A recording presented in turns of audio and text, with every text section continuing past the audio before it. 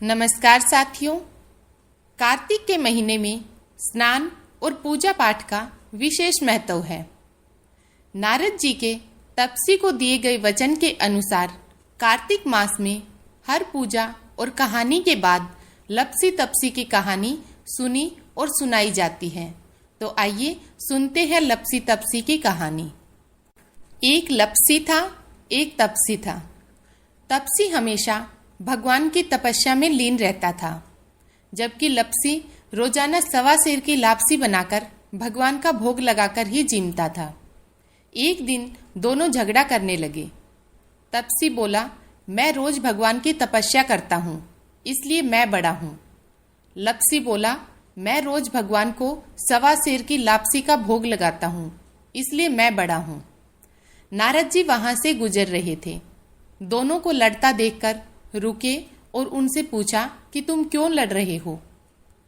तपसी ने खुद के बड़ा होने का कारण बताया और लपसी ने अपना कारण बताया। नारद जी बोले, तुम्हारा फैसला मैं कर दूंगा। दूसरे दिन लपसी और तपसी नहाकर अपनी रोज की भक्ति करने आए तो नारद जी ने छुपकर 1.25 करोड़ की एक एक अंगूठी उन दोनों के आगे रख दी। तपसी की नजर जब अंगूठी पर पड़ी तो उसने चुपचाप अंगूठी उठाकर अपने नीचे दबा ली। लपसी की नजर भी अंगूठी पर पड़ी, लेकिन उसने ध्यान नहीं दिया और भगवान को भोग लगाकर लापसी खाने लगा। नारद जी सामने आए तो दोनों ने पूछा कि कौन बड़ा।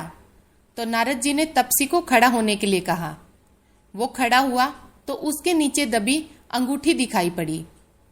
नारद जी ने तपसी से कहा, तपस्या करने के बाद भी तुम्हारी चोरी करने की आदत नहीं गई, इसलिए लपसी बड़ा है। तुम्हें तुम्हारी तपस्या का कोई फल भी नहीं मिलेगा। तपसी शर्मिंदा होकर माफी मांगने लगा। उसने नारद जी से पूछा कि मुझे मेरी तपस्या का फल कैसे मिलेगा।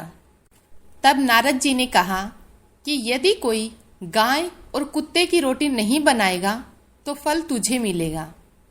यदि कोई ब्राह्मण को जिमाकर दक्षिणा नहीं देगा तो फल तुझे मिलेगा। यदि कोई दिए से दिया जलाएगा तो फल तुझे मिलेगा। और यदि कोई सारी कहानी सुने लेकिन तुम्हारी कहानी नहीं सुने तो फल तुझे मिलेगा। उसी दिन से हर व्रत कथा कहानी के साथ लपसी तपसी की कहानी सुनी और कही जाती है। अंत में कहा जाता है, लपसी को फल लपसी न हो जो, तपसी को फल तपसी न हो जो, माँ की कहानी कथा को फल माँ न हो जो। हरि ओम विष्णु।